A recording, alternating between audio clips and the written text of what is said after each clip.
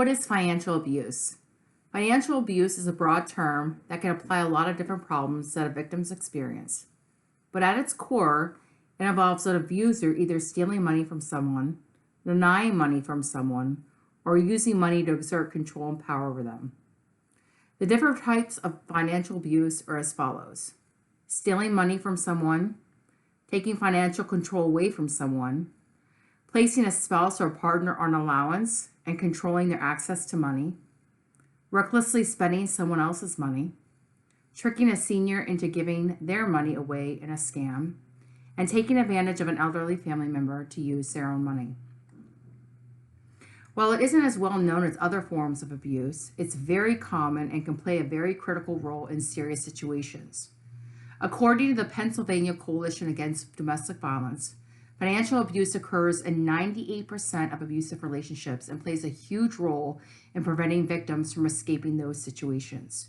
That is the number one reason battered women and men do not leave their partners.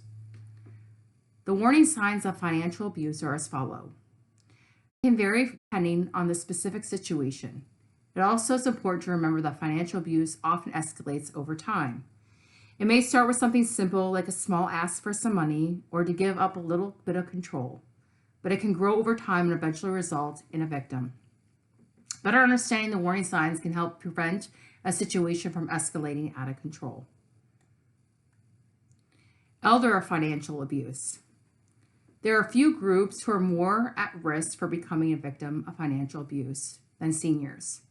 Older adults can be easy targets for financial abuse, especially those who may not be familiar with modern technology or dealing with issues like dementia or that can no longer take care of themselves. Abusers can include scammers and people who attempt to get into contact with elders to steal their money. That can come in a form of unsolicited phone calls or emails where seniors are tricked into investments or are convinced that they are sending money to a family member when it's really a scammer. Unfortunately, caretakers can also be a serious cause of financial abuse in older adults. Seniors who need regular help or cannot take care of themselves can fall victim to their caregivers, who may deny care if they don't receive or have control over their seniors' money. Denying seniors access to care can force them into desperate situations where they must give money to their abuser. Family members sometimes participate in financial abuse as well. If a family member takes control over a senior's finances, whom can no longer manage their money themselves, they begin to steal money, and that's a form of financial abuse. Financial abuse in marriage. Financial abuse can also take place in marriages and relationships and can become a part of a domestic abuse situation. Money is an everyday necessity, and abusers use that to take control of their victims. By taking control of their partner's finances, the abuser is able to strip the victim of their independence and make it difficult for them to escape the situation. They have this mindset of what's mine is mine and what's yours is mine too. If you feel like you're suffering and they're doing just fine financially, then there's an imbalance of power there. It is usually a power play and a control mechanism. Examples of financial abuse in a relationship: placing a spouse or partner on allowance, forcing paychecks to be turned over to the abuser, withholding access to credit card, denying access to resources like food or shelter, and this source comes from womenslaw.org. On top of controlling a spouse's access to money, abusers may even go further and prevent them from seeking employment or holding down a job. Financial abuse, on the surface, may seem like it just involves stealing money, but the lack of access to finances can quickly result in a total loss over control over one's life. How to tell if a loved one is being financially abused. It may not always be easy to tell if a loved one is being financially abused. In some situations, the victims may not have acknowledged it themselves, since some abusers can be very effective at disguising what they are doing. Some abusers know how to toe the line of keeping their victim from seeking help, either by changing moods frequently or unexpectedly giving them generous gifts to keep them from suspecting too much. They may give the appearance of being generous, when actually they're just trying to placate you just enough to keep you unbound. There are still signs from loved ones and family members to keep an eye on. For those in relationships who may bring financial abuse, one key sign for loved ones is to look for is how they refer to money and their financial situation. If the spouse comes off as an authority figure instead of an equal, it may mean that something is going on. Ways to get out of an abusive situation, financially abusive situation.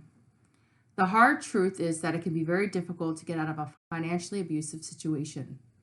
Abusers can be opt to doing exactly what they need to do to keep victims from leaving. Understanding financial abuse is not as widespread as other forms of abuse, so friends and families may not notice that something is going on. But there are always ways for victims to escape these situations. Depending on the severity of the circumstances, there are domestic violence hotlines available that may be able to offer help and resources. If the financial abuse is being used as a means to keep a victim in physical abusive situation, then police should be contacted.